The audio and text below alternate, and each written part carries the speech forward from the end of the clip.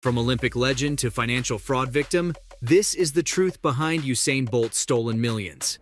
And he isn't the only one. Imagine going to sleep with $12.7 million in your bank account and checking it one day. BJ Sports has been reliably informed that the Financial Investigation Division, FID, is now armed with a statement from the management team of Jamaican sprint legend Usain Bolt. Never having touched a single penny. To find just $12,000, this is what happened to Usain Bolt. And sources say he doesn't have a great chance of getting it back. Usain Bolt is a retired Jamaican Olympic sprinter. He was possibly one of the greatest athletes of all time and was even called the fastest man on earth. He's from Jamaica and clearly loves his country very much. I mean, there are so many interviews of him showing love to his country, appreciation for his country. I mean, this guy is so likable. It's crazy. He is beloved by his fellow Jamaicans. This $12.7 million of his was even invested with the thought to invest back into his country. With that reason, he invested his money with a Jamaican wealth management company called Stocks and Securities Limited, or SSL. This would be a bad financial decision on his part, one that he wouldn't realize until he woke up one morning to find at least $12 million of his dollars gone. He recently spoke out about the multi-million-dollar fraud case and said he was just as confused as most people, and despite the stressful situation, he has drawn on the mental toughness he learned throughout his demanding career to help him through the stress of this current predicament. He said he's left the matter in the hands of his lawyers and is trying to focus on his family and not think too much of it. He also stated that he isn't broke, but the fraud case has definitely hurt his future plans, especially plans he had for his 3 children and his parents. Bolt finishes his statement with a message to his fellow Jamaicans. No matter what's going on right now, Jamaica is my country, and I will always do everything in my power to uplift it. I had won everything I wanted to win. You know what I mean? I went back to the Olympics and won it 3 times. So for me, that was my major goal. That was the biggest thing that I set for myself throughout my career, to do this 3 times. And after I did that, I was like... Really, the man just wants his money back, which, I mean, is totally understandable. The fraud allegations have now played out largely in the public domain. Here's what we know. 3 days after Bolt discovered his missing funds, an employee came out with a confession. This employee is a manager at Stocks and Securities Limited, SSL. This is a Jamaican brokerage firm established in 1977. Now under increased scrutiny, SSL acknowledged fraud, saying that it became aware of fraudulent activity by a former employee of the company and alerted the authorities. Authorities apprehended the woman who confessed, who was linked to the theft, and she has been charged with multiple crimes, including being involved with fraud, that has affected at least 30 people, and at least $1.2 billion being stolen. This financial manager's name is Jean Patton. She's been an employee at SSL for 25 years and was loved by clients. She even had great feedback, so no one had any reason to believe there were any issues involving her. She submitted a sworn statement admitting how she stole millions of dollars from several clients over 10 years and even how she did it. She admitted to using various mechanisms to scam her clients. One of these methods was to include their email into email threads, providing consent to sell their shares. She created fake emails for her clients and forged signatures. She had clients make her co-owner of the account so that she could have full control over the funds. She even revealed that when clients asked for money or funds from their accounts, she would add on an extra amount and pocket the difference for herself.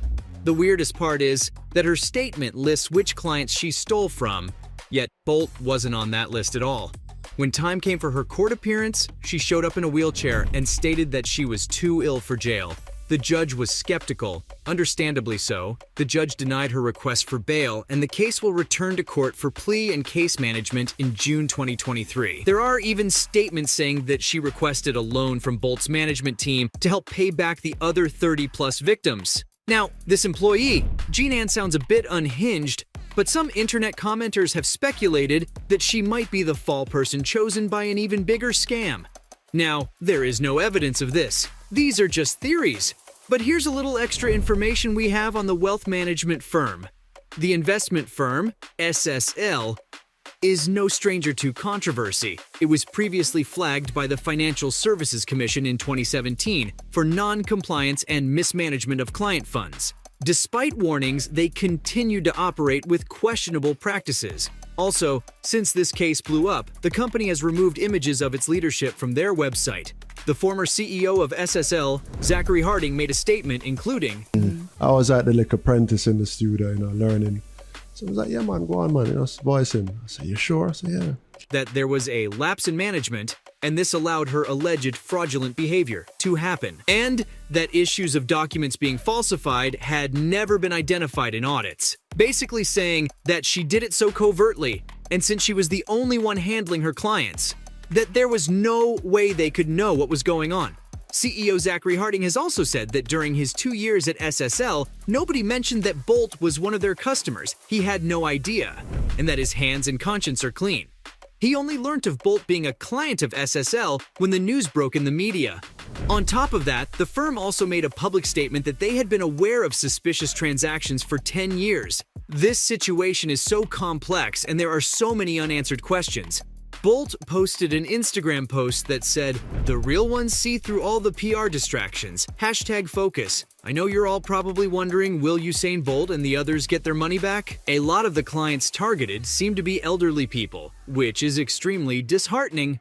Jamaica's government has turned to the FBI for help as they investigate this massive fraud case.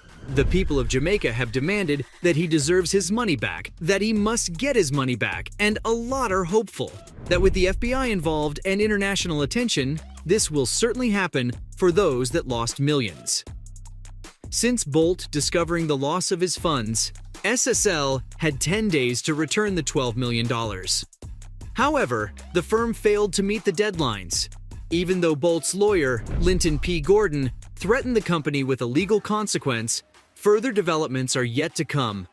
Since then, the Financial Services Commission of Jamaica have taken over SSL and are investigating and supervising any ongoing financial accounts. They are giving the FSC time to resolve the problem and wants to keep the situation outside of public disclosure, which means we don't really get much information until this is resolved. But there have been some sources that said the money was taken out from Bolt's account almost as soon as he invested it, which means that this money was taken out of his account years before he even realized it was gone, meaning it is long gone, making it hard for the ones who stole it to pay back the funds. Now then, the only thing to do would be to file a lawsuit against the company and take the assets that they own, which is perhaps why they used a single person to take the fall. Maybe, maybe not. Only time will tell. From riches to rags, if rags were fraud and an FBI investigation, this is the truth behind Usain Bolt getting millions stolen, and we're just waiting for more to be revealed.